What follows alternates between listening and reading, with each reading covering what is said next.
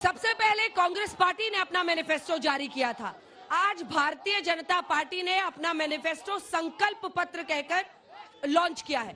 तो जो बड़ी बातें हैं 10 उसकी वो आपको बता देते हैं, जिसके बाद चर्चा की हम शुरुआत करेंगे।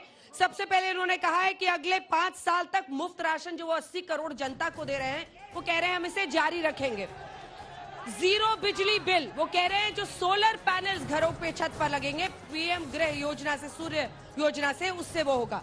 3 करोड़ लखपति दीदियों की उन्होंने बात की है। कामकाजी महिलाओं के लिए सुविधाएं, 70 साल से ऊपर के बुजुर्गों को वो आयुष्मान कार्ड देंगे, योजना में शामिल करेंगे। बुलेट ट्रेन का विस्तार, 3 करोड़ घर बनाने का संकल्प, 1 नेशन 1 इलेक्शन, क्या ये मुमकिन हो पाएगा? कह रहे हैं कार्यान्वयन उसका शुरू करेंगे। इसी के साथ मेडिकल शिक्षा में सीट बढ़ाएंगे, समान नागरिक संहिता लागू करेंगे। ये 10 बड़ी बातें आज कही गई है बीजेपी के घोषणा पत्र में। ये बताते हुए और टेहरी ऋषिकेश की बात करते हुए आइए सवालों की शुरुआत करते हैं। देखिए, अपने अपने नेता को सुनिएगा, नहीं तो कैसे होगा।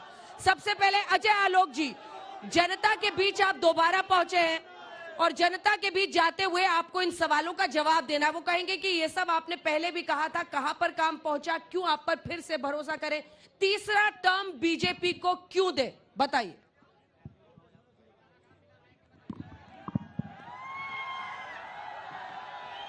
अंजना जी, मेरे हाथ में है मोदी की गारंटी। ये जनता इसीलिए हम पे भरोसा करेगी क्योंकि मोदी है तो मुमकिन है, और मोदी की गारंटी मतलब गारंटी पूरा होने की गारंटी। आज की तारीख में उत्तराखंड पहला राज्य बना। हाँ। इस देवभूमि पे हम खड़े हैं। ये पहला राज्य बना जिसने सामान्य यूसीसी, जिसकी यूनिफॉर्म सिविल कोड की हम बात कर रहे हैं, उसमें यहां लागू करके दिखाया है। और जब देवभूमि से जो काम आरंभ होता है तो वो पूरे देश में फैलता है। इसीलिए ये मुमकिन है। 1 नेशन 1 इलेक्शन अगर हम कहते हैं तो ये इसलिए मुमकिन होगा कि शक्ति है। हम कहते हैं यूनिफॉर्म सिविल कोड, वो कहते हैं पर्सनल लॉ को स्ट्रेंथन करेंगे। हम कहते हैं देश एक साथ चलेगा, वो कहते हैं एक परिवार एक साथ चलेगा। प्रधानमंत्री मोदी पे भरोसा करने की वजह पिछले 10 साल का इतिहास, जिस लेगेसी को लेकर हम चल रहे हैं, इस 10 साल की लेगेसी, ये हमारा सबसे बड़ा हथियार है। क्योंकि 10 साल में हमने दिखाया है, हमने करके दिखाया है जो कोई नहीं सोचता था। वो कह रहे हैं हम 30 लाख नौकरियां दे रहे हैं, आप क्या कर रहे हैं? एक मिनट, रोजगार, महंगाई क्या गायब है? ये आरोप है कांग्रेस का, जवाब दीजिए। मैं रोजगार पे भी आ रहा हूँ। धारा 370, 70 साल बीत गए, कहते थे कि अगर कोई छुएगा तो आग लग जाएगी। हटी कि नहीं हटी? और दूसरी बात, कम ज्ञान हो तो मैं कुछ नहीं कर सकता हूँ। ये 52 पन्ने का अगर मैनिफेस्टो पढ़ते तो देखते कि रोजगार की बहार आई हुई है। किस सेक्टर में रोजगार नहीं मिलेगा? किस सेक्टर में? यहां तो एक बाबा उठे, कह दिए 30 लाख नौकरी भर देंगे। किसी ने कान में बोला कि बाबा केंद्र में 30 लाख नौकरी खाली है, भरना है तो 30 लाख नौकरी भर देंगे। अरे यहाँ पे कैसे भरेंगे नहीं पता है। दूसरा 9वीं फेल उठे, 10 सेकंड और 9वीं फेल उठे, कहे 1 करोड़ नौकरी देंगे। एक लाइन जोड़ी सृजन करेंगे, कहां से करेंगे ये नहीं पता, कैसे करेंगे ये हमने बताया। आलोक शर्मा जी, मोर्चा संभालिए। वो कह रहे हैं कि हमारे पास ही असल खाका है, मोदी की गारंटी ही गारंटी पूरा करने की गारंटी है। इधर कौन है जिस पर विश्वास करें? सबसे पहले तो मैं इस वीरों की भूमि बाबा केदार, बाबा बद्री और मां गंगा को नमन करता हूं। और सबसे पहले मैं डॉक्टर भीमराव अंबेडकर साहब जी का आज जन्मदिन है, पूरे देशवासियों को उसकी बधाई देता हूं। अब बात आती है जुमला पत्र की। जो आज ये मोदी जी का जुमला पत्र आया है, ये खिलौना है। इसमें लिखा है, अरे भाई सुनिए ना, बहुत इंटरेस्टिंग बात बता रहा हूं मैं जुमला पत्र की। इसमें लिखा है मेड इन चाइना, और ये मोदी जी का जुमला पत्र है।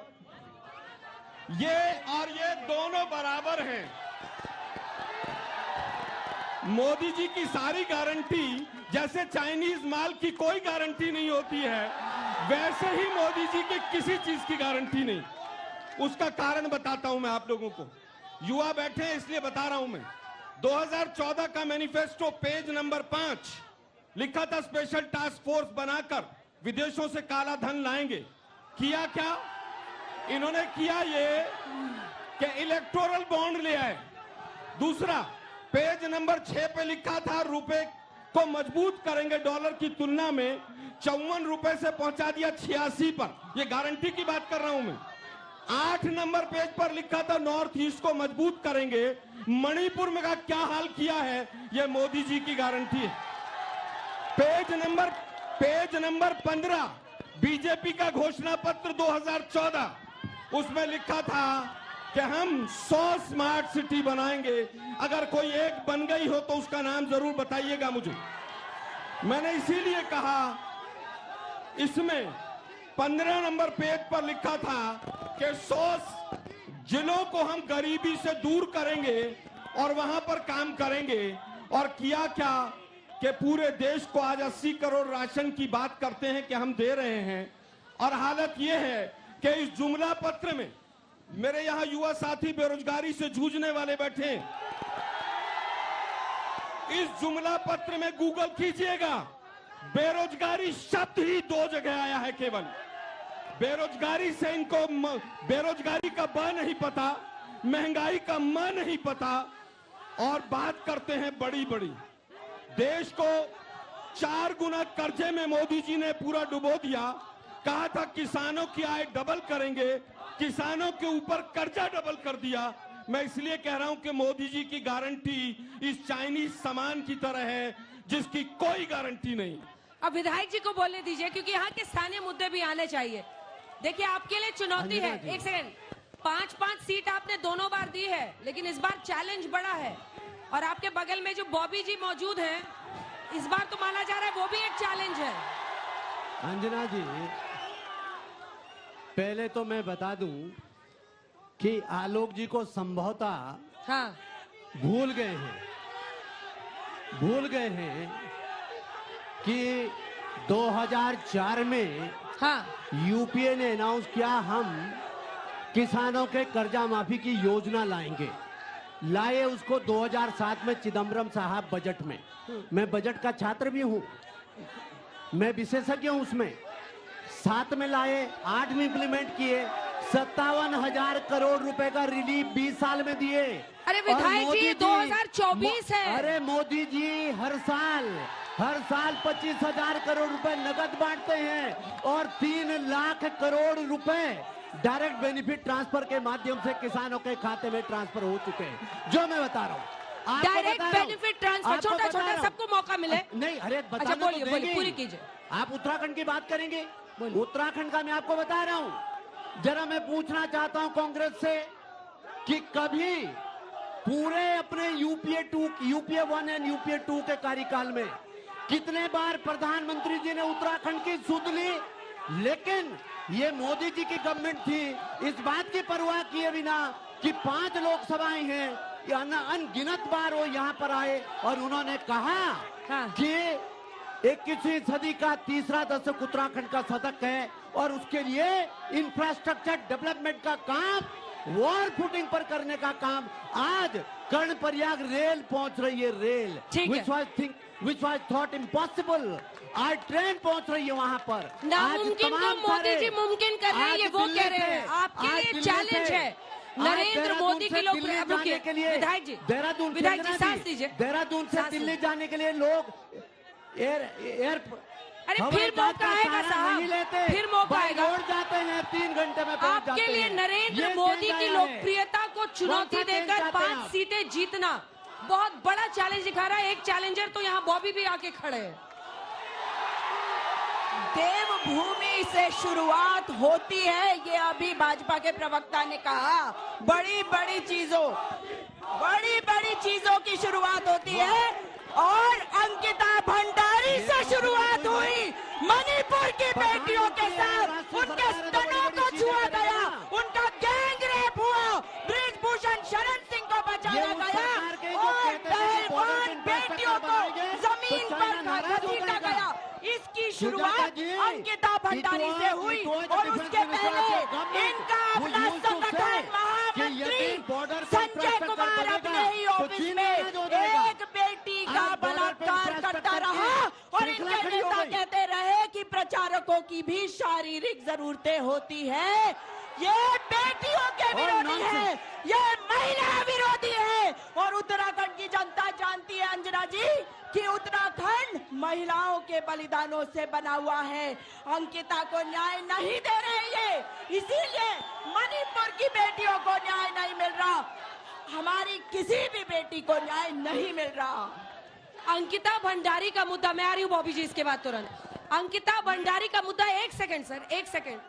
3 कन्विक्ट्स की बात नहीं है, बीजेपी के उन नेताओं की बात है जिनके संरक्षण में हुआ, जिन्होंने आदेश दिया कि उसको रिसोर्ट को। सवाल मैं आपसे करूं? अरे रुकिए साहब, अरे लॉ रुकिए। के सामने जाइए ना, एसआईटी है, किसी ने मना किया है?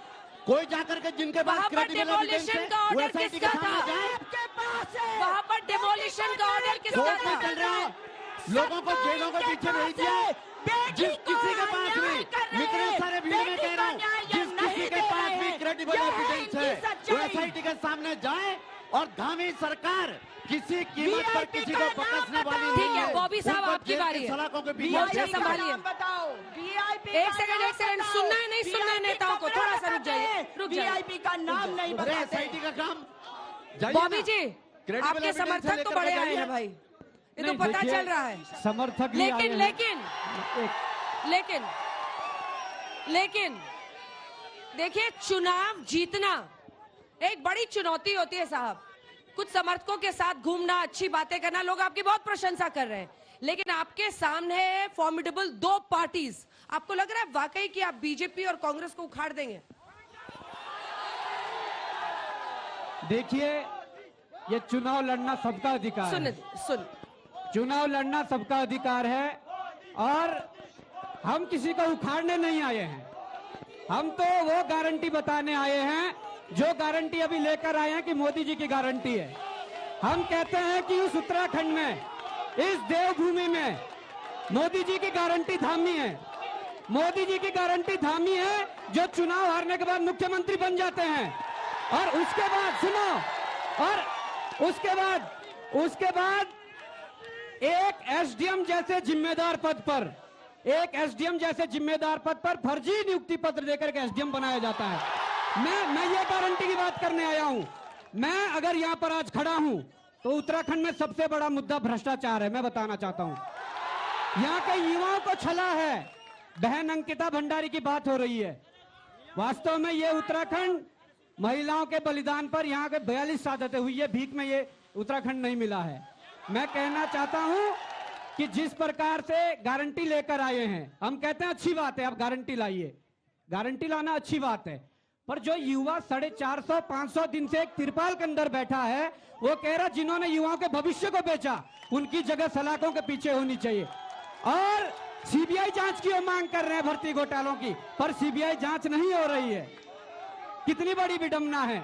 देखिए विधायक जी, इसका एक जवाब दीजिए। आरोप यही है ना कि बीजेपी के नेताओं के संरक्षण, आप पूरा सुनिएगा फिर बोलिएगा, गुस्से की बात नहीं है। नहीं बिल्कुल नहीं, हम ये तो आराम महिलाओं से की बात सुनेंगे है। आपको। हम बहुत अच्छे से सुनेंगे। बीजेपी के नेताओं के संरक्षण में हुआ एक आरोप है, दूसरा है कि डेमोलिशन उस रिसोर्ट का ताकि वहां के सबूत मिटा दिए जाएं, ये किसके ऑर्डर से हुआ? क्या बीजेपी के नेता के ऑर्डर से हुआ? वीआईपी कौन था? ये तो उनकी मां पूछ रही हैं, अंकिता की मां पूछ रही हैं कि वो वीआईपी कौन था। ये सब कौन बताएगा? तभी तो इतना बड़ा ये इशू बनाना। तीनों का जवाब दीजिएगा। बिल्कुल स्पष्ट, बहुत स्पष्ट। बाकायदा कोर्ट में केस है। कोर्ट ने रिपीटेडली पूछा कि जिसके पास जो सबूत बताइए, जिसके पास जो गवाह कोर्ट में पेश करिए। कोर्ट के सामने जो पेश किया गया, जिस ड्राइवर ने जो कुछ कहा, कोर्ट ने उसका कॉग्निजेंस लिया। बाकायदा जो भी क्रेडिबल एविडेंस है एसआईटी उसके ऊपर कार्रवाई करेगी।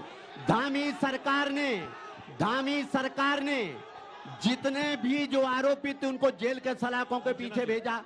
भ्रष्टाचार की बात हुई, भ्रष्टाचार के खिलाफ, नकल के खिलाफ, अनफेयर मीन्स के खिलाफ देश का सबसे सख्त कानून बनाने का काम धामी सरकार ने किया। ठीक है, अब आप लोगों की बारी है। कानून का राज हाथ तो उठाइए, मानेंगे ना। किसको किसको सवाल रूल पूछना है, ऑफ हाथ लॉ तो उठाइए। मैं आ चलेगा रही ना। हूं। छोटा सा जवाब, छोटा सा जिसको जवाब। जो मर्जी हो प्रश्न पूछ सकते हैं, सभी साथी यहाँ पर but the rule of the law और चलेगा। बहुत और ही सुनिए, एक इंपॉर्टेंट बात विषय और है। कहना चाहता हूं। विधायक जी एक बार, विधायक जी आपने बोल लिया, आप जरा देखिए भाई साथियों, आप मेरे छोटे भाई बहन भी हैं, बड़े भी हैं, बहुत इंपॉर्टेंट विषय है। मैं केवल आप लोगों से एक बात पूछना चाहता हूं, क्या आप लोग जानना चाहते हैं कि अंकिता भंडारी केस में उस वीआईपी का नाम क्या था? क्या आप जानना चाहते हैं? पहला सवाल। दूसरा सवाल, क्या आप ये पसंद करेंगे कि जिस विधायिका के क्षेत्र में वो रिजॉर्ट डेमोलिश हुआ वो मोदी जी के बगल में बैठी थी? क्या आपको पसंद है? तीसरा सवाल जो बॉबी भाई ने भी उठाया, क्या पेपर लीक जो इस राज्य में सबसे ज्यादा और भ्रष्टाचार सबसे ज्यादा है, क्या वो लोग सलाखों के पीछे होने चाहिए कि नहीं? आप लोगों की आवाज ये बताती है कि मोदी जी की गारंटी फेल है, मोदी जी केवल भाषण देते आपने हैं। संकल्प इसके पत्र में अलावा कहा कुछ है कि नहीं। आप पेपर लीक के खिलाफ एक सख्त कानून लाएंगे। क्या होगा वो कानून? कैसे रुकेगा पेपर लीक? ला चुके हैं, लाएंगे नहीं, ला चुके हैं। बोलिए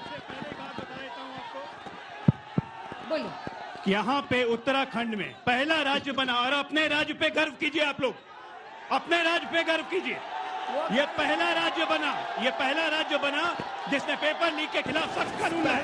कांग्रेस किस मुंह से बोलती है बगल में राजस्थान है, लेकिन ना वहां नहीं। और बाय द वे अंजना जी, आजकल कांग्रेसियों को, आपको पता है कांग्रेसियों को आजकल भाजपा के 2014, 19 और 24 के घोषणा पत्र के पन्ने तक याद रहने लगे।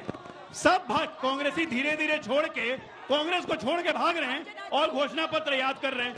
तो कंपटीशन लगी हुई है, जो भाजपा का घोषणा पत्र ज्यादा याद करेगा उसको ज्यादा नंबर मिलेंगे।